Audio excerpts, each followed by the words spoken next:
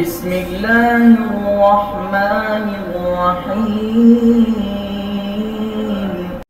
السلام علیکم ورحمۃ اللہ وبرکاتہ۔ الحمدللہ والصلاة والسلام علی رسول اللہ، اما بعد، اعوذ باللہ من الشیطان الرجیم، بسم اللہ الرحمن الرحیم۔ قال اللہ تبارک و تعالی فی القرآن المجید والفرقان الحمید، ورفعنا لک ذکرک۔ سامعین محترم، ناظرین حضرات، جیسا کہ آپ اس سے پہلے دو چھوٹے چھوٹے سے ہمارے موضوع سن چکے ہیں، جن میں اللہ رب العزت کے قرآن پاک سے اور آپ علیہ الصلوۃ والسلام کے پاک فرامین سے آپ علیہ الصلوۃ والسلام کے ذکر، آپ کی عزت اور آپ علیہ الصلوۃ والسلام کی وہ صفات اور خصوصیات کا تذکرہ میں نے آپ کے سامنے کیا ہے کہ جو اللہ رب العزت نے ہمارے پیغمبر کو دوسرے انبیاء سے جداگانہ عطا فرمائی ہے۔ ایک تو دنیاوی اعتبار سے تھی اور دوسری آپ علیہ الصلوۃ والسلام کی وہ خصوصیات تھیں جو انبیاء سے جداگانہ آپ کو ملی تھیں، لیکن وہ آخرت کے اعتبار سے تھی۔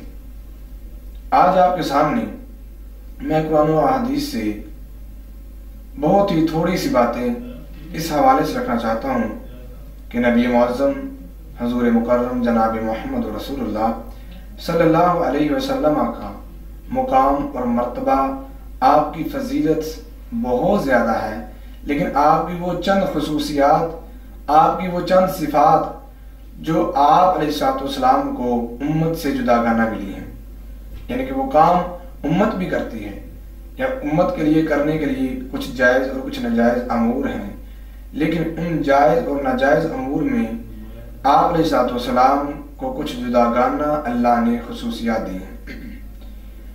آئیے ان میں سے سب سے پہلے جو چیز ہے وہ یہ کہ ہمارے نبی اس کائنات میں رحمت للعالمین بن کر آئے۔ اسی بنا پہ جہاں پہ حضور کی شخصیت موجود ہو وہاں پہ اللہ کی طرف سے عذاب نہیں آتا۔ یہ ہمارے پیغمبر کو اللہ رب العزت نے وہ پہلی خصوصیت دی ہے اس امت کے اندر کہ آپ علیہ الصلوۃ والسلام کی موجودگی کی وجہ سے اس دنیا میں، اس جگہ پہ، اس خطے پہ، اس زمین پہ عذاب نہیں آتا جہاں پہ ہمارے پیغمبر موجود ہوں، جس کی دلیل مسند احمد کے اندر اور ترمذی شریف کے اندر موجود ہے۔ حدیث نمبر 2807، حضرت ابو موسیٰ رضی اللہ تعالیٰ عنہ بیان فرماتے ہیں کہ قالا، انہوں نے فرمایا، امانانی کانا علی عہد رسول اللہ صلی اللہ علیہ وسلم، آپ علیہ الصلوۃ والسلام کے زمانہ میں دو ہمیں امن دینے والی چیزیں موجود تھیں جن کی وجہ سے ہمیں امن ملتا تھا۔ وہ دو چیزیں آپ کے زمانہ میں موجود تھی۔ آگے فرماتے ہیں رفیع احدہما و باقی الآخر، آپ فرماتے ہیں کہ ان میں سے ایک وہ چیز ہے جو آج ہمارے اندر موجود نہیں، وہ اٹھ چکی ہے، اور دوسری وہ آج بھی باقی ہے۔ فرمایا وما کان اللہ لیعذبہم وانت فیہم، یہ وہ پہلی چیز ہے جو آج اٹھ چکی ہے۔ فرمایا وہ ہمارے پیغمبر ہیں، وہ ہمارے حضور ہیں کہ جن کی موجودگی کے بارے میں اللہ رب العزت نے یہ فرمایا تھا وما کان اللہ لیعذبہم، تمہارا اللہ عذاب نہیں دیتا ان کو، وانت فیہم، کہ جن میں آپ کی شخصیت یعنی کہ آپ علیہ الصلوۃ والسلام موجود ہوں۔ دوسری فرمایا وما کان اللہ معذبہم، آگے وہ لوگ جنہیں اللہ عذاب نہیں دیتا، وہم یستغفرون، وہ یہ ہیں کہ وہ لوگ استغفار کرنے والے ہیں۔ استغفار کی وجہ سے اللہ رب العزت کی طرف سے ہمیں پریشانی، مصیبتیں اور عذاب نہیں آتے۔ اور دوسری چیز ایسی تھی جو حضور اکرم کی ذات مبارکہ ہے کہ آپ کی ذات اقدسہ کی وجہ سے ہمارے اوپر عذاب نہیں آتا تھا۔ ابو موسیٰ فرماتے ہیں آج ان دونوں میں سے ایک چیز ہمارے اندر موجود نہیں، وہ حضور اکرم کی ذات ہے۔ حضرات یہاں پہ رک کے میں آپ سے ایک اور بات سوالیہ انداز میں پوچھنا چاہتا ہوں کہ آج ہمارا عقیدہ آپ علیہ الصلوۃ والسلام کے حوالے سے کیا ہے کہ آج نبی ہر جگہ پہ حاضر ناظر ہیں، آپ ہمارے اندر موجود ہیں، جبکہ یہ عقیدہ اس حدیث کے بالکل خلاف جا رہا ہے کہ آپ جہاں پہ ہوں وہاں پہ عذاب نہیں آتا، اور یہ اللہ رب العزت کے قرآن پاک کی آیت مبارکہ بھی ہے سورۃ الانفال کے اندر آیت نمبر 33 کہ جہاں پہ آپ موجود ہوں وہاں پہ عذاب نہیں آتا. تو آج ہمارے پاکستان میں کہیں سیلاب آتا ہے تو کہیں زلزلہ آتا ہے, کہیں خودکش دھماکہ ہوتا ہے, کہیں اور عذاب کہیں اور عذاب. تو یہ سارے عذاب جو آ رہے ہیں یہ اس بات کی دلیل ہے کہ آج ہمارے اندر نبی معظم رسول مکرم جناب محمد رسول اللہ صلی اللہ علیہ وسلم کی ذات موجود نہیں ہے. یہ آپ علیہ السلام کی خصوصیت نمبر 1 ہے. دوسرے نمبر پہ جو آپ علیہ السلام کو دوسرے عام جو ہمارے امتی ہیں, آپ کے امتی ہیں, جو ہم جیسے دوسرے لوگ ہیں, ان سے جداگانہ خصوصیت ملی ہے وہ یہ ہے کہ آپ علیہ السلام روزے رکھتے تھے اور روزوں میں وصال کیا کرتے تھے. اب روزے ہم بھی رکھتے ہیں, آپ بھی رکھتے ہیں. نفلی روزے پے در پے رکھنا, لگاتار رکھنا اور کوئی بھی روزہ نہ چھوڑنا, کسی دن کا روزہ نہ چھوڑنا, اسے وصال کہتے ہیں. جیسا کہ بہت سی حدیث میں آتا ہے کہ آپ جب روزے رکھتے تو اتنی کثرت سے رکھتے, صحابہ فرماتے ہیں وہ گمان کرتے کہ اب آپ روزہ چھوڑیں گے ہی نہیں, یعنی کہ رکھتے ہی جائیں گے, لیکن آپ بعد میں چھوڑ دیا کرتے تھے. اس کے حوالے سے صحیح بخاری شریف کے اندر حدیث نمبر 961 ہے. حضرت انس رضی اللہ تعالیٰ عنہ اس روایت کے راوی ہیں. وہ فرماتے ہیں آپ علیہ السلام کے حوالہ سے کہ آپ نے فرمایا قال لا تواصلوا, اے میرے صحابہ تم وصال نہ کیا کرو, پے در پے روزے نہ رکھا کرو. تو قالوا, صحابہ نے آگے سے سوالیہ انداز میں آپ سے پوچھا انک تواصل یا رسول اللہ, اللہ کے حبیب آپ تو پے در پے روزے رکھتے ہیں اور آپ ہمیں منع فرما رہے ہیں. تو آپ نے فرمایا لست کاحد منکم انی اطعم و اسقا, آپ فرماتے میرے صحابہ میں تمہارے جیسا نہیں ہوں. کیا مطلب اس کا کہ آپ بشر نہیں ہیں؟ حقیقت ایسی ہے کہ آپ بشر ہی ہیں, لیکن آپ نے فرمایا اس معاملے میں تم جیسا نہیں ہوں کہ میں تو وصال کے روزے جب رکھتا ہوں تو میرا اللہ مجھے کھلا بھی دیتا ہے, مجھے پلا بھی دیتا ہے. اس لیے یہ آپ کی وہ خصوصیت ہے جو امت میں سے یا عام لوگوں میں سے, نبیوں میں سے کسی کو نہیں ملی. یہ آپ علیہ السلام کی خصوصیت ہے کہ آپ وصال کیا کرتے تھے اور اس امت کے لوگوں کو آپ نے وصال سے منع فرمایا. تیسرے نمبر پہ آپ علیہ السلام صحابہ کے لیے امن کی دلیل ہیں. اس حدیث کو میں آپ کے سامنے بیان کرتا ہوں. اس حدیث کے بھی راوی حضرت ابو موسیٰ رضی اللہ تعالیٰ عنہ ہیں. حضرت ابو موسیٰ فرماتے ہیں صحیح مسلم کے اندر یہ روایت موجود ہے, حدیث نمبر 2531.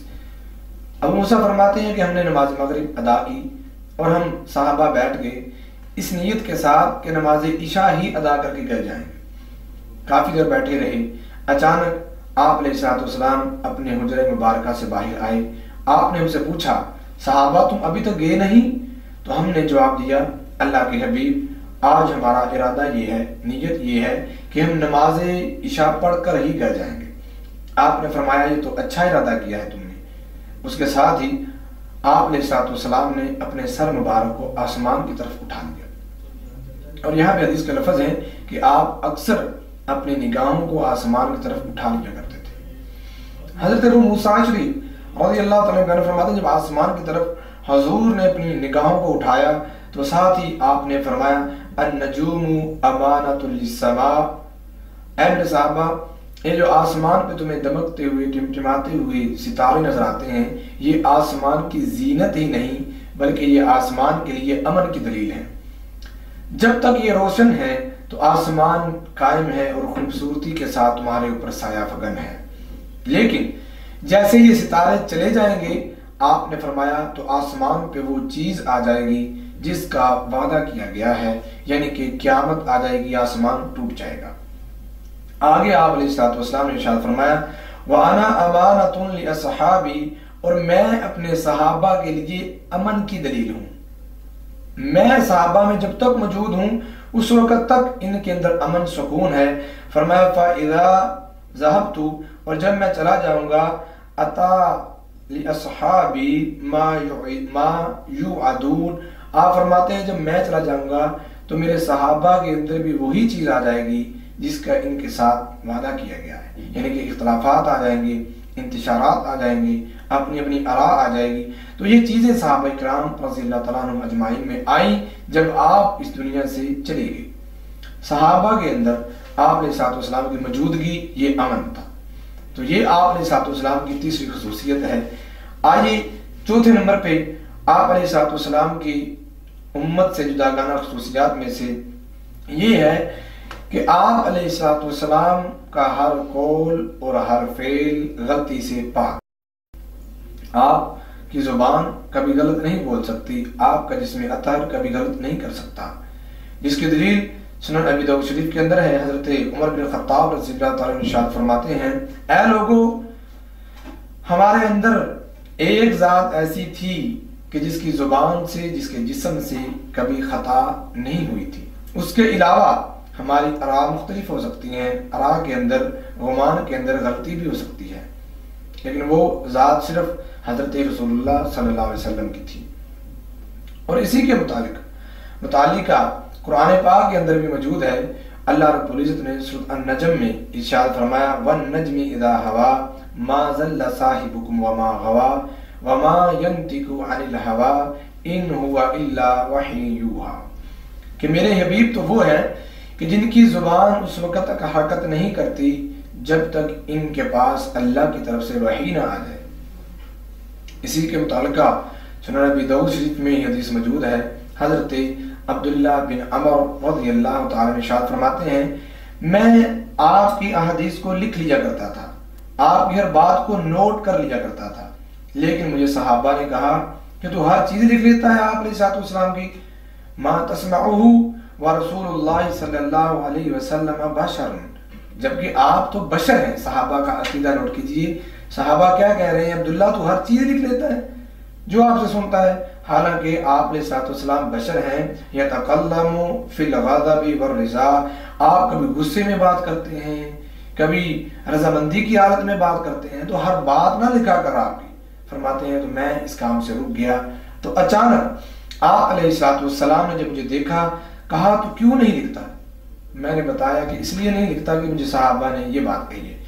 آپ نے فرمایا ہر چیز لکھ لیا کر، اور حضرت عبداللہ فرماتے ہیں آپ نے اپنے منہ کی طرف یوں اشارہ کیا، اور اشارہ کر کے آپ نے فرمایا فوالذی نفسی بیدی، جس ذات کے ہاتھ میں میری جان ہے، مجھے اس ذات کی قسم، یعنی کہ اللہ کی قسم، ما یخرج منہ الا الحق، کہ اس زبان سے، اس منہ سے سوائے حق کے کچھ نہیں نکلتا۔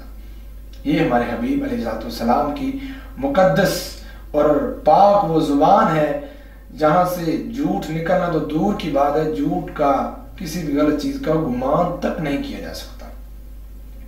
5 نمبر پہ آپ علیہ السلام کی خصوصیت میں یہ بات ہے کہ آپ علیہ السلام پہ ایمان لانا ضروری ہے، اور جو ایمان نہ لائے گا وہ جہنم میں جائے گا۔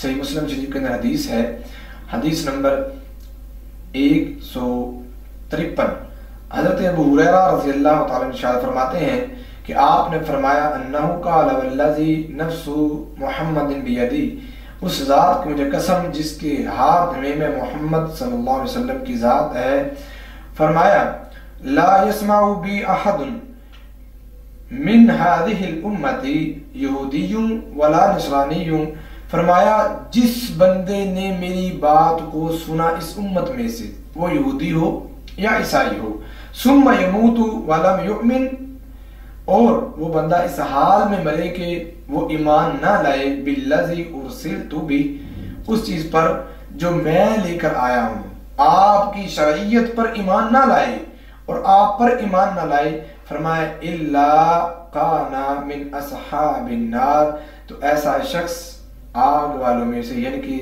جہنم والوں میں سے ہوگا۔ جب یہ آپ علیہ السلام پہ ایمان لانا ضروری ہے اس امت میں سے، یہ آپ علیہ السلام کی 5ویں خصوصیت ہے۔ 6 نمبر پہ آپ علیہ السلام کا گستاخ کافر ہے۔